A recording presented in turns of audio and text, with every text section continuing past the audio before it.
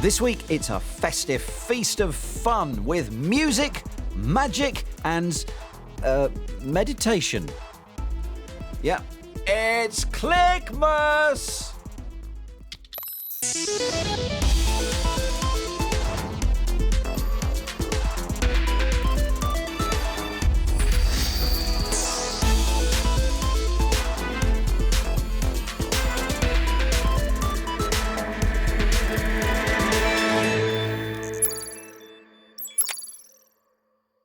It's the 2018 Clickmas special. The gang's all here. Hello! Welcome, welcome, welcome, welcome. Right, Spencer, I have got your first Christmas present of the year. And what a corker it is. This is the world's first flexible phone. Wow, look at that. And you can have it on this way, or you can have it round here, and it just flips. It knows which way you're holding it, and it's built on Android. This is a brand new operating system on top of it called Water, and it's built by a small Chinese firm called Royale. You might not really have heard of it. This is their first phone they've released after 5 years being in business. Open it again, look at that. Here we go. Oh. The idea is you've got a tablet that you can use, or it can fold into a phone. So you can do work as you would on a tablet, or just fold it back into a phone. When can we get this? Well, it's a good question. If you're in China, in the shops from 2019, start off. Online, obviously. Just order from a Chinese shop and you can get one delivered to your door. But as far as it being in the shops in Europe, America, other parts of the world, probably 2020 when they get some of the regulations in place for those markets. Wow. Give it a bend again. Shall I? Look at that. Beat that. Very nice, but I was a bit worried that it wouldn't fit in your pocket because your pockets don't look that big. So I've got you world's smallest smartphone. Oh my goodness, it's so diddy. Well, this is made by Palm, who were a better known company back in the 90s. Yeah. But there you go, have a play with it. Thank you. It's cute, and isn't will it? definitely go into my pockets. My goodness, it's so cute. Well, you think that's a small phone, Spen? Merry Christmas. Oh, thank you. Oh my word, what? No. Yes, it's a tiny, tiny telephone. This is the Zanko Tiny T1. It's a 2G phone. It's the world's smallest phone, so no internet, but you can do text messaging and calls. Right. Got some stats? Yes, please. 50 text messages you can store on there, 300 contacts. My God, it's like the 90s, but really, really tiny. Thank you. Hello? It's the police for you, Dan. Apparently you've got yourself into some hot water.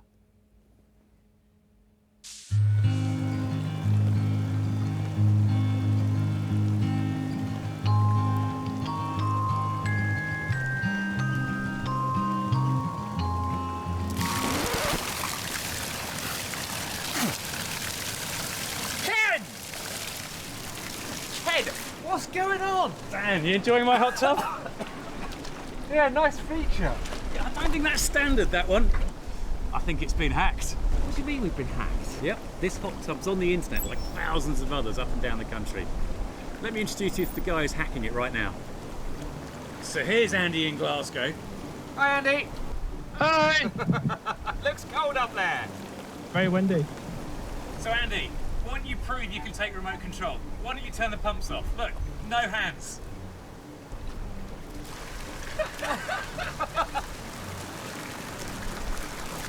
That's the blower, now the pumps. And they're off. And we didn't touch a thing. Andy, thanks very much for the fountains. I think you owe me a glass of champagne. Merry Christmas. Wait, it's okay. Can we hack somebody else's hot tub? Yeah, so we can hack thousands of these tubs anywhere in the world. Who are they? They live here. So, let's go and look at Kerry's hot tub in South Wales. He tipped us off about this. Hello, Kerry. Boys, hack it. Oh, yes. Nice work, guys. Nice work. So, how does it work? Well, there's not enough security on the mobile application that you control the hot tub with. Because these are online, right? That's right, yeah. And there isn't even a username or password for the tub. So it doesn't check that you're you. So the fact it's online and then there's no authentication means we don't know who is trying to control whose hot tub. But how do they actually work out which one to attack? Well, so the only address you need is that of the wireless card that's inside the tub. And believe it or not, you can find those addresses on online war driving databases like Wiggle, which is a free source of information. That's public, right? Yeah, anyone can go on there. So people can work out your hot tub, they can work out where it is, and also if you're in it or not, because the pumps will be on.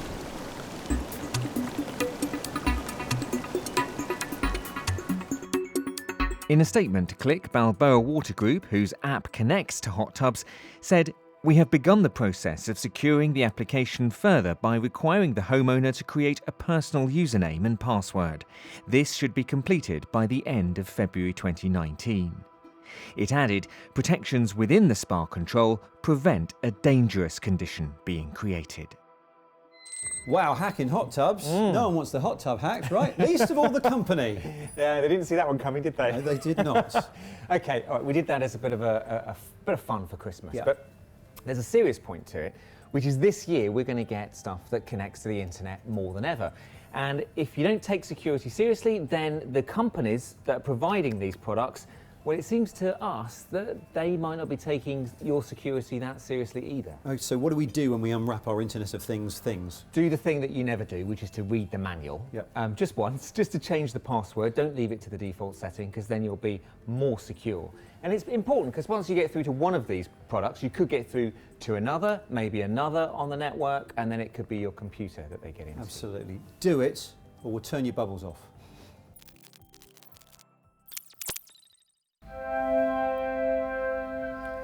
Little Christmas chord from LJ Rich there. Thank you. Loving what you're playing on the... What on earth is that? This is from Roly. It's the Seaboard Blocks, and it's a modular music system that allows pretty much anyone to make noise that sounds like music. A great description. It consists of different blocks that are modular, so you can... Rainbow drums. It's rainbow drums, but it's also very tactile. This is an LED Nice. block that allows you to play different bits, and of course you have this musical thing. Beautiful. I like that musical thing, technical term. It is a technical term. I mean, really, it's a pressure-sensitive keyboard that allows you to do different things and slide. Oh, we're in space. Yes, and also it's got loops, so it clips together very pleasingly. Loving the Works- magnetic nature of it. Works by Bluetooth, and you can actually make tunes with it as well. There we go. So you got the loop. Oh, marvellous. Thank you, LJ. Pleasure. There's more music in the air now, of a very different kinds. This is a Boeing 747 flight simulator. It has the latest computer-generated visuals, and it's been painted to look like heavy metal band Iron Maiden's jumbo jet, Ed Force One. Why? Because it's owned by Iron Maiden's lead singer Bruce Dickinson, who is himself a trained commercial pilot.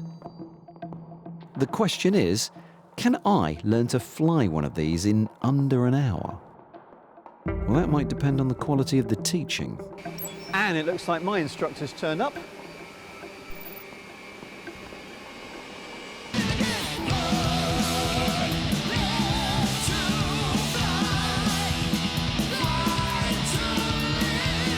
Yes, it is Iron Maiden's Bruce Dickinson, an absolute aviation nut who liked being a pilot so much he bought the company.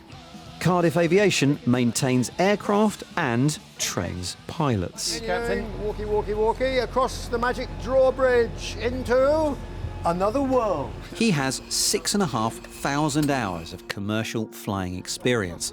He's taking us up, Away we go. and I'm bringing us down. What is it about flying that you really love? Okay, look out the window. Right? Yeah. Look out the window. Okay. It appealed not just to the kind of closet engineer in me, Yeah. but it also appealed to the kind of romantic artist in me as well. Because you get some odd things when you're flying across the sunset, and the darkness is curling over the top of the airplane like a tunnel. And it's just this incredible metaphysical moment that's symbolic, that you're above the light and the dark. It is getting closer to the mind of God. Do you know, I have a feeling that I've just been sung to. Right, time for me to learn where everything is and what everything does. So turn that knob Right. to the left until it comes to 270. Have a look out the window. We are banking left, You're banking somewhat. left, and you're commanding the airplane to bank left. No way! Yeah. I had no idea this is how you fly a jumbo jet, by just twiddling these knobs. So you now select flaps 5. Flaps 5, Captain. Jolly good. And now, ditto, you're getting the hang of this, aren't you? I am. Okay. Do what you say immediately. You have to be of a certain disposition to be a captain, don't you? Because whenever they've come over the intercom, they've always sounded completely calm and professional. That's part of the training, isn't it? I have no idea. I secretly think they're themselves, they just don't let on. Flaps 10, please. Flaps 10. Thank you very much. Finally, night falls at the press of a button in the simulator, and it's time for me to try and land the beast. So you're Right. flying it. So that's telling you to go left a little bit. Oh, left a little bit, I see, because yeah. Follow, 1,000. just follow the magenta line. Yeah, The clue is, don't fixate on looking out the window. Right, okay. Because you'll cock it up. Excellent, you're absolutely spot on the left-right. Just the up-down bit. There you go. Excellent. oh my goodness. Excellent. So you're really close to the runway now. You're really in tight. So these corrections are going to be timely and precise. 100. Raise the nose a couple of, just a tiny bit. 50, 40, Take another bit. 30, Bit more, bit back, 20, bit more. 10. There you go. And Oh, then just did we lower bounce? the nose gently to the runway. Oh, ladies and gentlemen, There you welcome to Heathrow, go. Yeah. Terminal 666. Took you to land the jumbo in. How long was that? I have to say that was one of the more bizarre experiences of the year. Honestly, there's always a fight at the Christmas table, isn't there? Kate, Mark, pack it in, you two. Sorry. Well, we're gamers. We're very competitive. So we raise you 2 biplanes and a sick bag. But before we could do that, we've got to ditch the festive clobber in favour of a pair of flight suits. An airfield just outside London on a crisp winter's morning. An ideal location to test a real-world experience against its computerised counterpart. VR hasn't quite taken off in the way that lots of tech companies thought it might. But as the headsets have got cheaper and developers have had a chance to tinker with the experiences, can they really match the visceral nature of the real thing? We are about to find out. Cue the montage.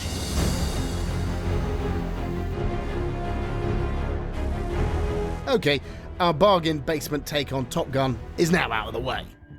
Long-running video game franchise Ace Combat is more of an arcade shoot-'em-up than a super accurate flight sim. Its latest version, Ace Combat 7, boasts a new VR mode, allowing players to put on a headset and experience a more immersive version of the game. All that's left below you is piles of rubble.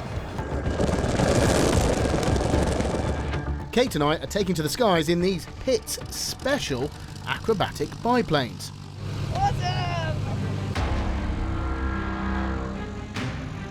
We're up. While not as fast as a jet, the Pitts airframe is designed for maximum manoeuvrability, allowing for acrobatics that are making us both question the wisdom of agreeing to do this.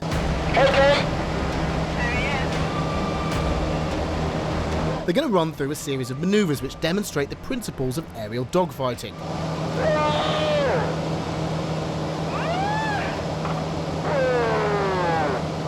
We fly in formation, then break loose with one aeroplane chasing the other, as they would in a dogfight.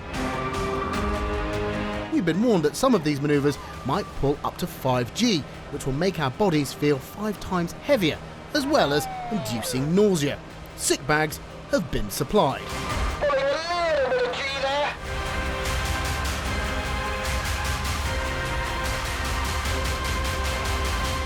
How you feeling, Kate? Don't talk to me for a moment. Time to give the game a go, now we're safe on terra firma. First up, a quick spin on the console without VR. Someone shooting at me. Oi, got ya. Destruction of target facility is confirmed. So we've flown for real, now we're indoors, we're comfortable, sat in front of the console, so we're going to see what Ace Combat 7 is like in virtual reality. Because you're seated and you look around and you see your body, it does give you that sort of sense that you really are in the cockpit of an aircraft. The VR is quite a bit more difficult than playing this normally on your TV. Ah! Kate, how are you feeling? I feel sick. Really? Yes. VR can make some people feel a little bit queasy. I've been in lots of VR games, but this, in the same way as the real experience made me feel sick, this made me feel sick. As the sun sets, Kate and I's sorties are completed. So out of all the things we've done today, Kate, which was your favourite experience? Without a shadow of a doubt, the real experience. Yeah. I don't think, you know, unless you have, potentially if you have maybe the full VR motion cabinet kind of thing going on. The VR does a pretty good job of making you think that you're flying, but it isn't anywhere close to the real thing. All that remains for us to do now is to wander off into the sunset. And then have a lie down? Yeah, possibly. Even though it looked like it, we didn't actually use our sick bags. It was close though. Okay, well done. Right, I've been in a simulator. These guys have been in a plane. Nick Queck has been to New Zealand without leaving the grounds. So I can see different flocks of birds flying over North and South Island of New Zealand. I know what you're thinking. Nick's drunk. And if I crouch down under the table, there's fish. Either that, or I'm heavily hallucinating with a massive pair of sunglasses on. Again.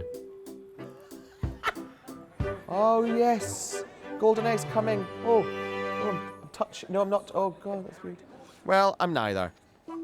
Kia ora, everyone, and welcome to the most incredible country in the world. I'm actually getting a whistle-stop tour of New Zealand from a talking kiwi bird. Kiwi bird.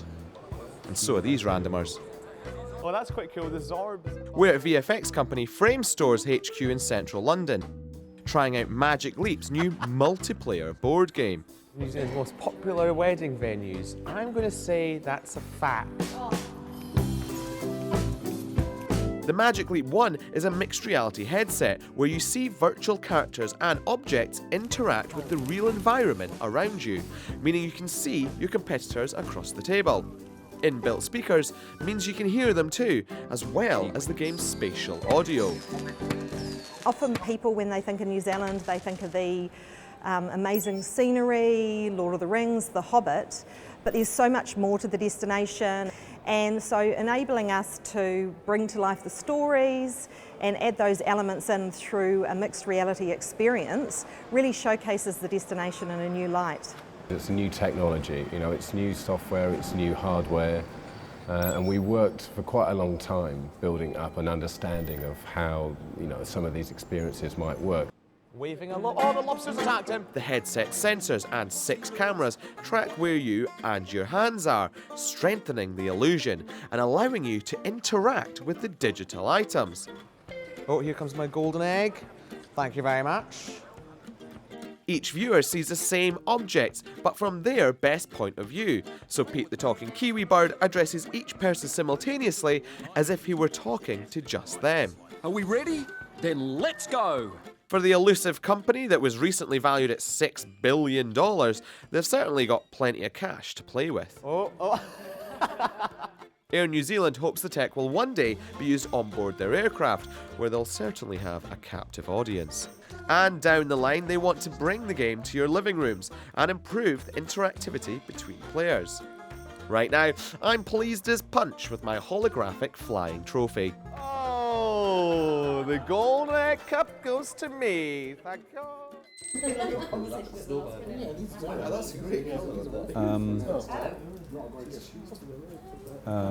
Paul, back in the room. Sorry, Spen. Welcome back. What are you doing and what are you wearing? This is the Muse brain sensing headband. Has it sensed a brain? Apparently there is one in here somewhere. Okay. What's going on? It's to help me meditate. Okay. What it does is it links to this app on your phone and it plays supposedly relaxing sounds. In this case, rainfall. Slightly counterintuitive. What it does is these sensors on the front and on the side measure the electrical brain activity inside, and when it detects some, it affects the volume and intensity of the rainfall that plays on the app. So it is slightly counterintuitive because when it rains heavily, that's telling you you're thinking too much. It wants you to clear your thoughts and be calmer. So when you're thinking too much, it plays you a really loud noise to tell you to stop thinking about things. Exactly. It tries to calm you down by playing lots of loud noises at you. Good. Excellent. Makes perfect sense. I guess this is useful for people who just need to clear their mind and be a bit more effective about what they're going to do next. Maybe if you're working from home or something. I guess so. It's £200 though, so you'd have to be pretty stressed out. Well, it looks very relaxing, but if you need a bit more help concentrating at home, then this might do the job.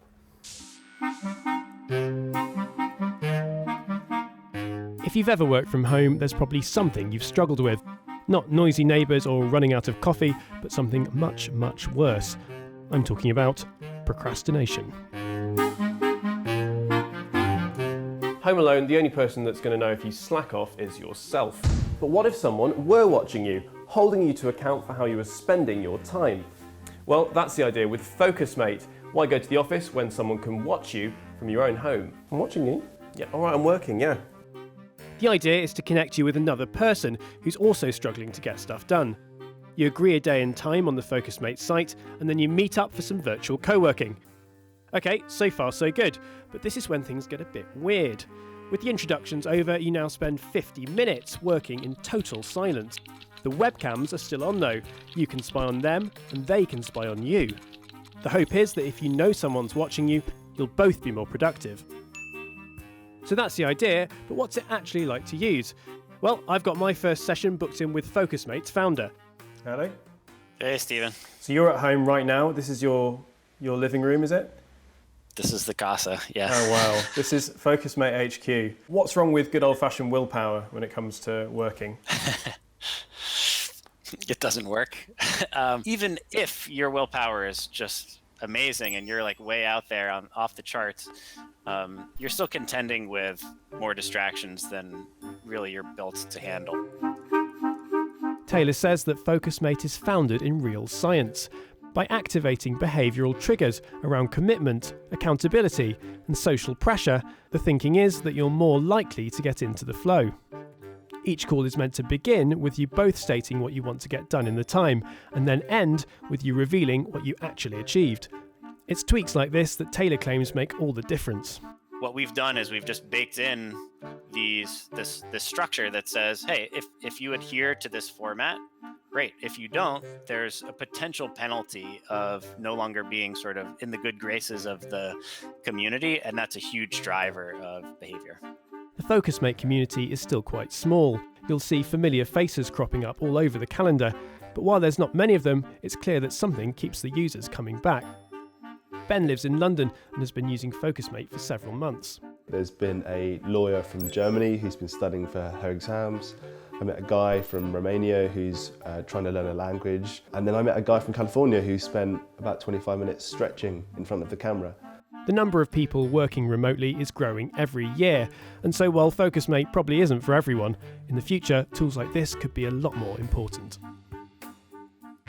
Wow, I have to say though, someone watching you through a camera while you're doing your job sounds a bit creepy to me. A little bit. Yeah. Anyway, that's it for this year's Clickmas special. Thank you so much for watching. Thank you guys for being brilliant to work with for another year.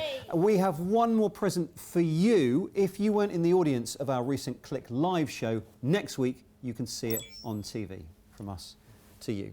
And from all of us, Merry Clickmas. Merry Clickmas.